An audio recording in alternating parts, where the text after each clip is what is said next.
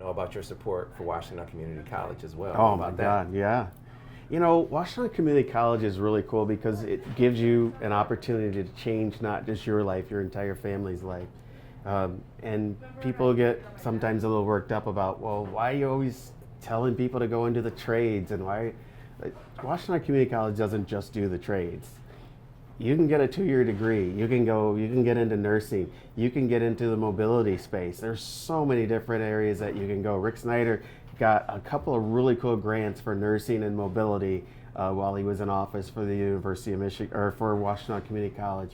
And they are making the absolute most of those, that their programs, there's a waiting list to get in there.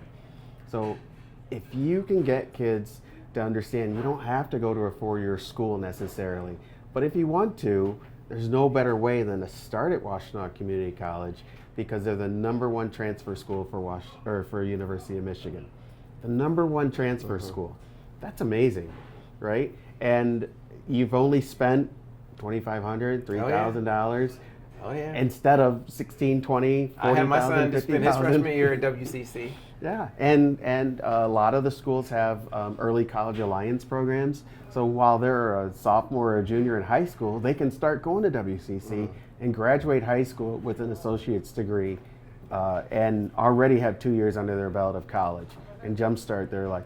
But one of the cool things about the college is that we realized as we were giving out all these scholarships to these kids, or these students, I shouldn't say kids because a lot of older adults go to Washtenaw Community College to change their life. They just, I don't want to do this anymore, and they can just create a new career at Washtenaw. But we give scholarships out of our community college foundation, and one of the challenges is that we give this scholarship and then the world jumps up and bites people.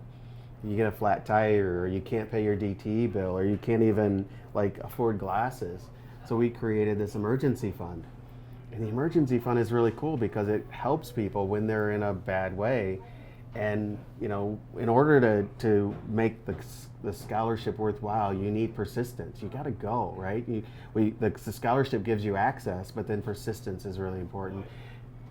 And that's how you get to completion, right? So access, persistence, and completion. Well, that emergency fund helps with the persistence part. We will work with Discount Tire to get you get a new tire on your car, or we'll negotiate with DTE to get your bill down. If we have to pay it, we'll pay it, but we want DTE to be a partner with us in this too, because the more people that we can get through the education or college system, the better off our community is going to be. And it's really the community's college. That's the best part about it. We're focused on, if we're going to make the investment in the scholarship, back it up with resources, these wraparound resources to make sure they support with childcare. So many of our students have children, and it's like, what do you do when you're in class? Because now you're not making money, you're investing in yourself, but you still have childcare needs, and it's so expensive. So the college has created it. And that's some really cool stuff that they're doing over there. And Rose Belanca is she's a visionary, but she's also just such a special leader. Yeah, you talk about all the different needs that can manifest when you're a college student, for instance. What about if you're just a person in the community and maybe you have housing insecurity or food insecurity? There's so many other problems that are connected to that. And that's where an organization like United Way comes in, and you're very 100%. involved with the United Way as well. Well, we're getting there. When you talked about housing, it made me think of the Shelter Association because I serve on that board. I've served on that for a number of years, and the Shelter Association is working really hard, but they have a huge waiting list. Again, in Washtenaw County, one of the richest counties in the country, and we have a huge waiting list for people trying to get shelter at the Delana Center, at the Shelter Association. And that, the Shelter Association takes men, adults. But there's families that need help, and so there's other organizations, Avalon and other organizations that really are taking in folks in that housing insecurity. When people are housing insecure, we need those resources, and there's huge waiting lists there. So being on that board has just been, we help during the winter to transport people. When you're overloaded, the churches open up their doors, and some of the hotels and schools open up their doors. So we would help with transportation to move people to the different churches, and then bring them back to the shelter to get their meal, the next day. That's why I got involved in it. But once you get involved in it, you see that need, and you know that you just got to be connected there. The United Way is one of those organizations that we just started working with. It's funny, after all these years, we started working with the United Way. They've been here forever.